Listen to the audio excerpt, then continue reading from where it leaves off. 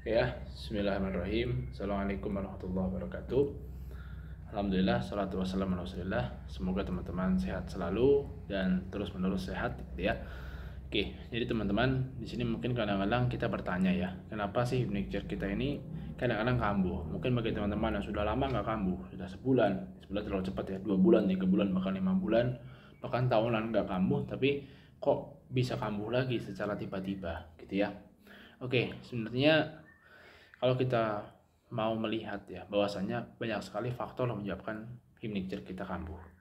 Ya, namun yang lebih utama kita arahkan kepada faktor yang terkait dengan siapa yang menciptakan furniture dan siapa pula yang mengangkatnya. Yaitu siapa? Allah Azza wa Jalla. Ya, kenapa saya selalu mengembalikan ke faktor ini? Karena kita ini adalah hamba ciptaan Allah dan kita ini semua orang yang beragama, yang mana kita bukan orang ateis gitu kan, dan juga bukan orang agnostik. Meskipun ateis dan agnostik itu dua hal yang berbeda, namun kita ini orang yang selalu mengandalkan bahwa saya ada peran Allah di situ gitu kan.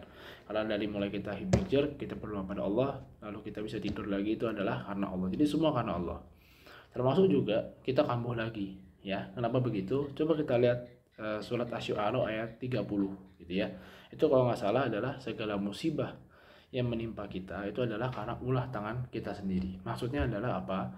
Kita ini mendapatkan musibah, mendapatkan cobaan itu adalah karena bisa jadi karena dosa-dosa kita yang banyak gitu ya. Jadi di sini juga sebagai evaluasi diri, bahwasanya bisa jadi ketika kita itu lagi sehat, kita melakukan dosa yang terus menerus, entah itu karena kebodohan kita, karena kita nggak tahu ilmunya, karena nggak mau mencari tahu gitu kan, ataukah karena memang kita sudah tahu ilmunya tapi kita ikut hawa nafsu kita. Ya, kita evaluasi aja ya. Kita evaluasi mudah saja. Ketika hiblikjer mungkin kita lebih sering berdoa, tapi ketika hiblikjernya udah sembuh, kita mulai jarang untuk berdoa.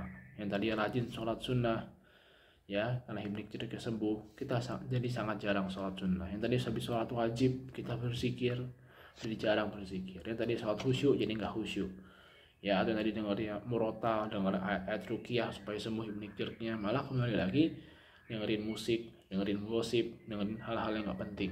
Nah, itu juga bisa menyebabkan kita kembali lagi kambuh hipnotisnya ya.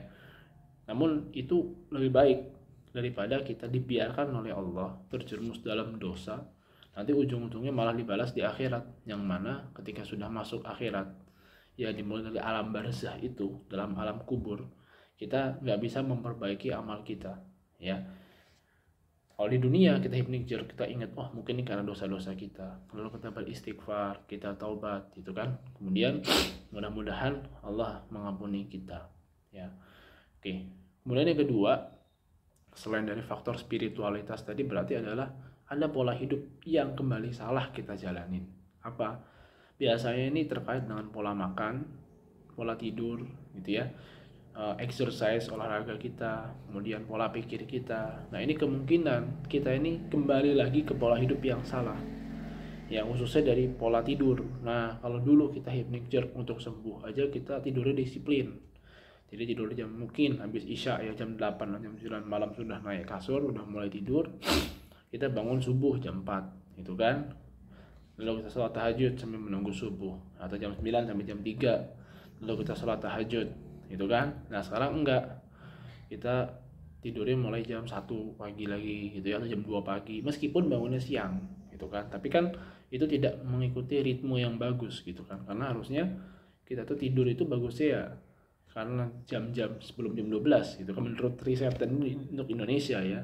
Kenapa? Karena jam-jam situ lagi tinggi-tingginya kortisol kita, kemudian penyaringan uh, racun pun sedang bagus. Oke, meskipun kortisol ada, saya harus ngecek lagi ya apakah jam situ atau jam 2, tapi yang jelas ketika malam itu kortisol kita sedang, maaf bukan kortisol, melatonin kita ya, melatonin kita sedang tinggi, kortisol rendah gitu kan. Maka kita harusnya tidur jam segitu, tapi kita malah memanfaatkan untuk nggak tidur. Nah, akhirnya pola tidur kita rusak lagi.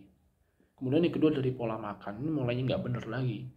Dulu yang hipnikjer, ketika masa hipnikjer, mungkin teman-teman menghindari makanan-makanan seperti junk food, makanan yang berkarbo tinggi, yang bergula tinggi ya, itu makanan bahaya, semua diubah jadi makanan sehat gitu ya. Makan sayur ya, makan buah-buahan yang tidak berfruktosa tinggi, kemudian memperbanyak protein, mengurangi karbohidrat, mungkin sampai ke sana dietnya, atau bahkan memperbanyak puasa.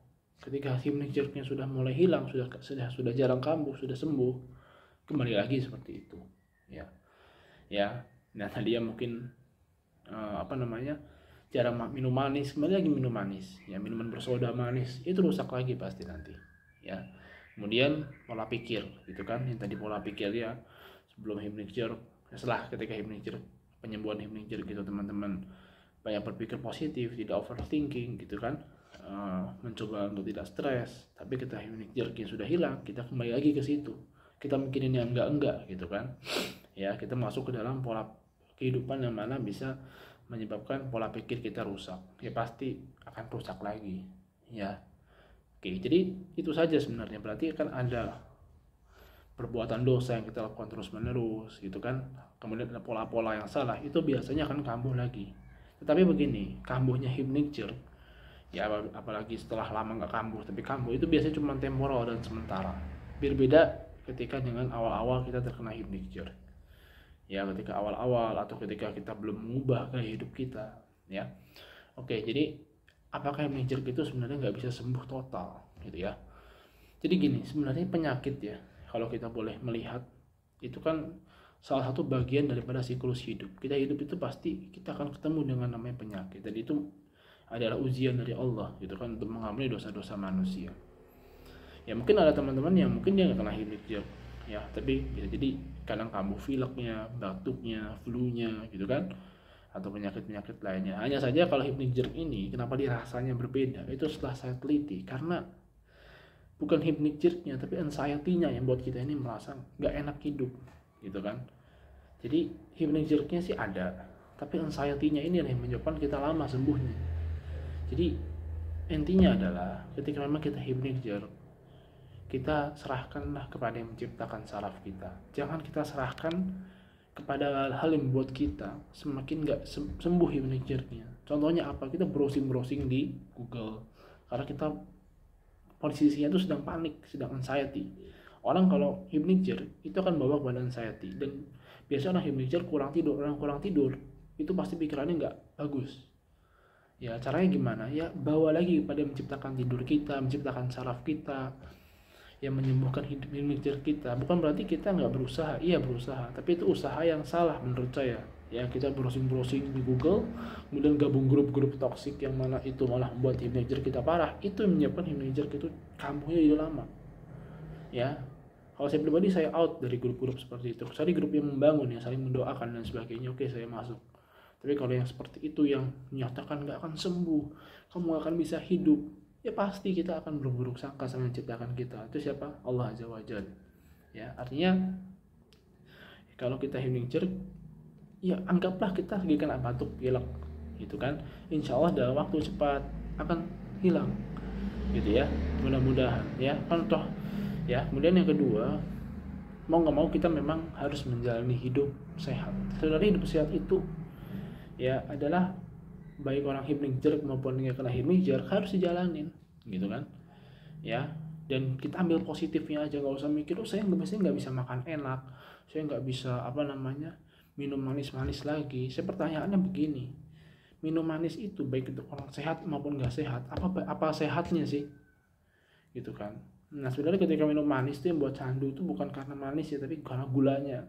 Gula itulah mengaktifkan dopamin ya, jadi kita kecanduan terus menerus. Jadi minum manis gitu, makan yang berkarbo tinggi itu sebenarnya bukan buat kita semakin gak lapar, buat kita semakin kenyang, enggak, buat kita semakin haus semakin lapar ya. Kita minum manis sedikit pasti lapar haus terus nanti ya.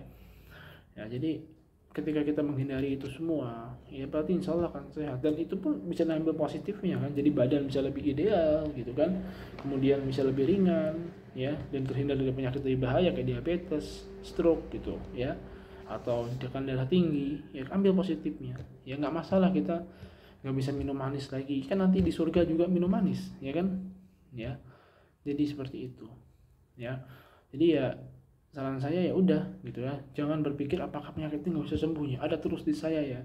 Ada dan nggak ada penyakit ini kita harus tetap hidup sehat gitu kan. Ada dan nggak ada penyakit ini kita pun harus meninggalkan perbuatan dosa sebisa mungkin ya, dan bertaubat kalau kita melakukan dosa Itu ya.